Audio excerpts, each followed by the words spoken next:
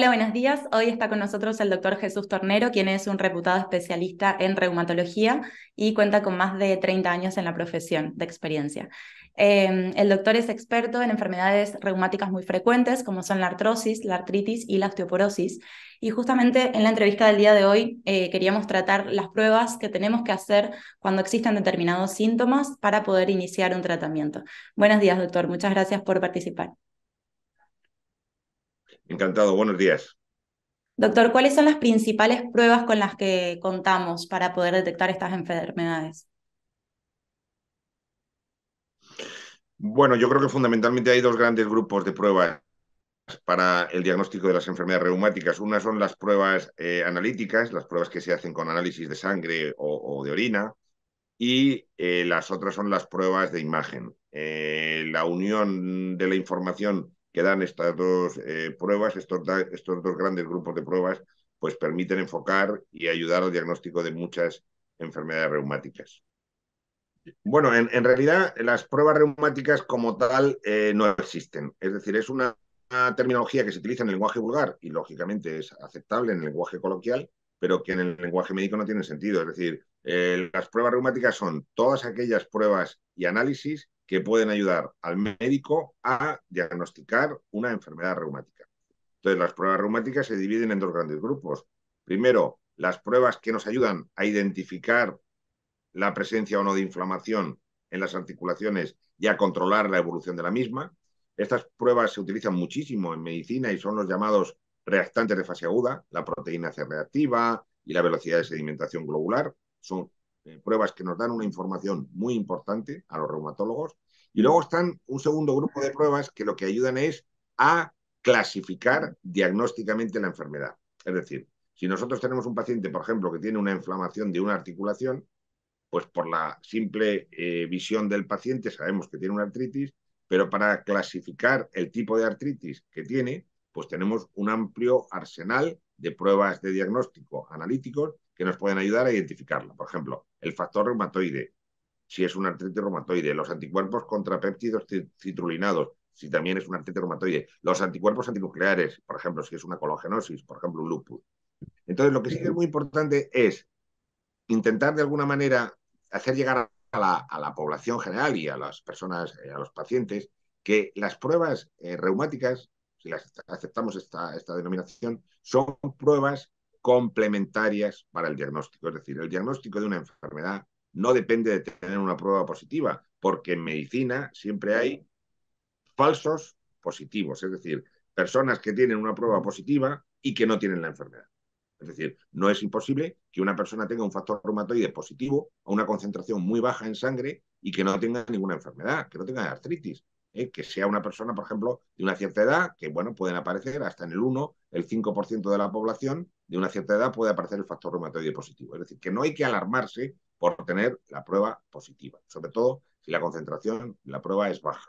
Los anticuerpos antinucleares se pueden ver a concentraciones bajas en la población sana, en la población general. Entonces, lo que hay que hacer es interpretar adecuadamente la prueba y entender, hacer llegar a la población de que el diagnóstico de las enfermedades no depende solo de las pruebas, no depende solo de la resonancia, no depende solo del escáner, no depende solo del análisis, depende de un ejercicio muy complejo que lleva consigo la medicina, que es integrar en un mismo individuo los síntomas que el paciente refiere, los hallazgos que el médico encuentra en la exploración y luego, como complemento a todo esto, es decir, al núcleo del acto médico, que es la entrevista y la exploración física, como complemento tendríamos las pruebas reumáticas.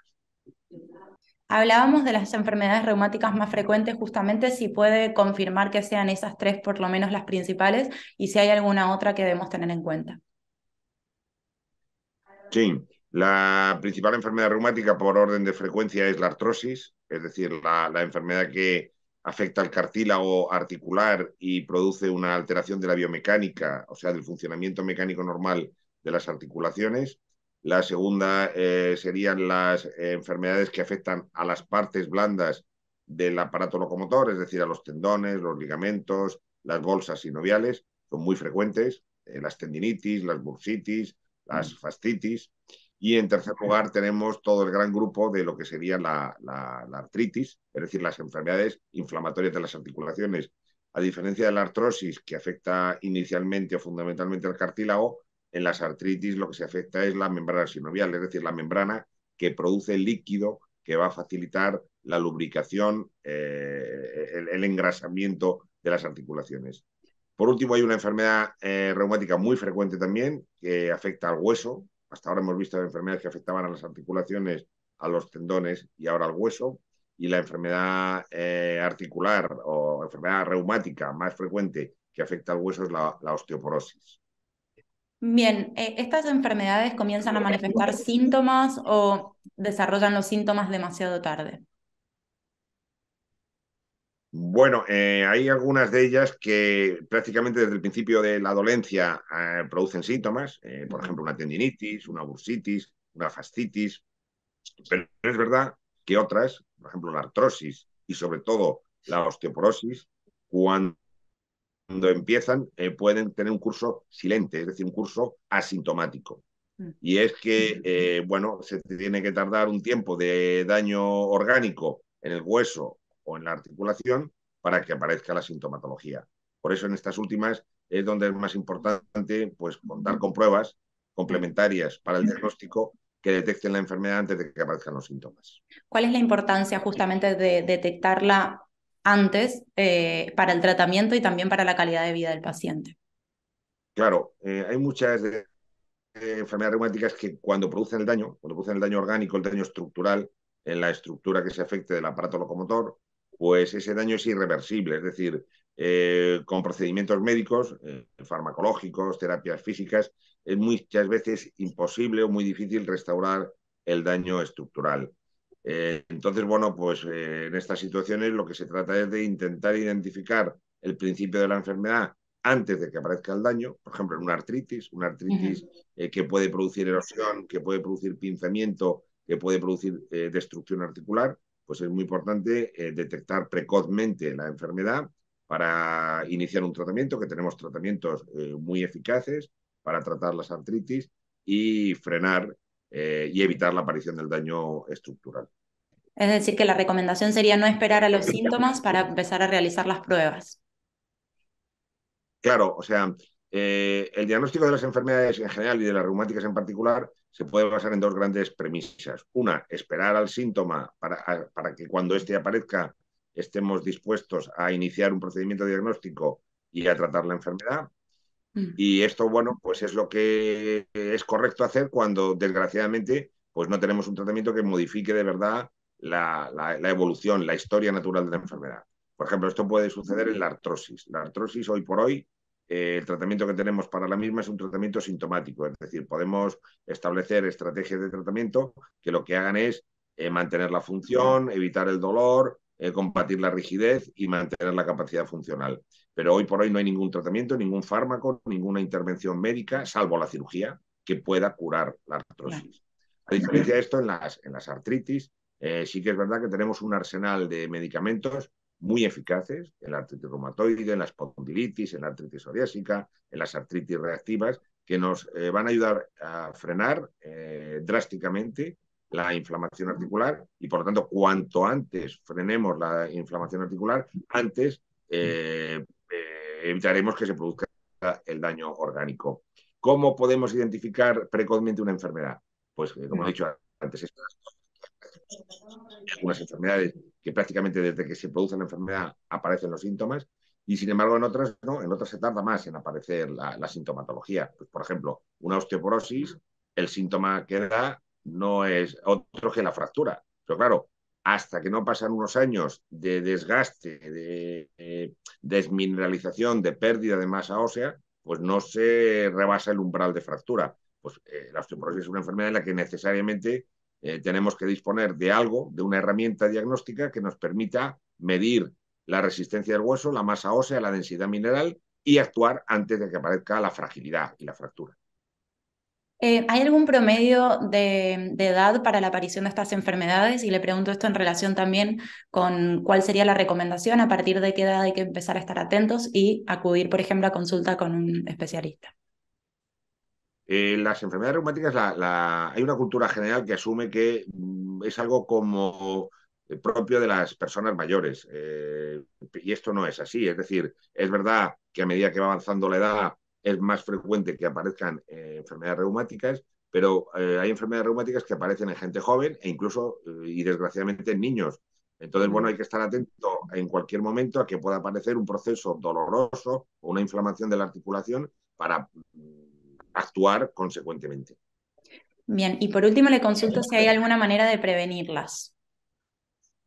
Bueno, yo creo que la prevención pasa fundamentalmente por dos factores. Uno, las articulaciones y el aparato locomotor cumplen una función muy importante para el individuo, que es el movimiento, el desplazamiento, la capacidad para la vida de relación y también para la vida laboral y la vida deportiva, en los esfuerzos deportivos. Entonces, lo primero que hay que hacer es evitar una sobrecarga excesiva del aparato locomotor. ¿Y cómo se evita una sobrecarga excesiva del aparato locomotor? Pues de tres maneras. Una, manteniendo a lo largo de la vida siempre un peso ideal, es decir, ajustar el peso y nuestro índice de masa corporal a la talla y por lo tanto evitar la sobrecarga por la obesidad de articulaciones de carga, como por ejemplo pues, la columna lumbar, las rodillas, las caderas, las articulaciones del pie y del tobillo. Esa sería una primera medida. La segunda medida para combatir la sobrecarga mecánica es evitar o intentar en lo posible mecanizar el trabajo, es decir, evitar que las personas que trabajan en determinados puestos, por ejemplo, en almacenes de logística, carguen mucho peso. Y lo tercero, indudablemente, es el deporte. Es decir, el deporte está muy bien y es muy importante, pero claro, cada uno tiene que hacer un esfuerzo deportivo acorde con su edad y con la situación de su aparato locomotor, aparte, por supuesto, que con la situación cardiológica. Entonces, ese sería un primer grupo de actuaciones sobre la sobrecarga mecánica. Y luego, otro es sobre los estilos de vida. Es decir, hay que llevar estilos de vida saludables. Y estilos de vida saludables, sobre todo para el hueso. El hueso es una estructura de nuestro organismo que se puede afectar con mucha frecuencia si no seguimos tres consejos. Uno, ingesta adecuada de calcio a lo largo de toda la vida. Hay que tomar alimentos con calcio, porque el calcio es fundamental para la mineralización del hueso. En segundo lugar, hay que evitar hábitos nocivos. Hay que evitar hábitos nocivos como, por ejemplo, son el tabaco. El tabaco es muy malo para el hueso y el alcohol, que también es muy malo para el hueso. Y en tercer lugar, hay que llevar una vida no sedentaria, es decir, el hueso, para mantener su calidad y su estructura, necesita que nos movamos, que andemos, que tengamos un grado moderado de actividad física acorde con la edad a lo largo de toda nuestra vida. Bien, bueno, nos quedamos con eso que me parece quizás lo más útil, una información que hay que tener en cuenta y también con lo que tiene que ver con las pruebas para evitar futuras complicaciones de las enfermedades más frecuentes. Le agradecemos al doctor Jesús Tornero y para aquellas personas que tengan más dudas acerca de este tipo de enfermedades, pueden consultar con el especialista a través de su perfil, que lo dejaremos en la descripción del vídeo. Muchas gracias. Gracias, muchas gracias a ustedes.